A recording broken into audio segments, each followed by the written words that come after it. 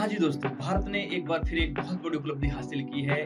गोवाबिल झील बिहार में इसको रामसर साइट घोषित कर दिया गया और इसी के साथ भारत की 94 रामसर साइटें बन चुकी हैं, यानी भारत में 94 रामसर साइट इसके साथ हो गई हैं। बिहार की ये 6वीं रामसर साइट है।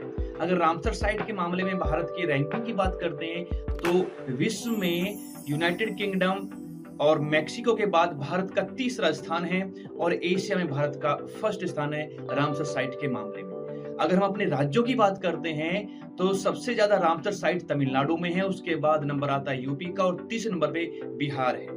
क्या होती है रामसर साइट?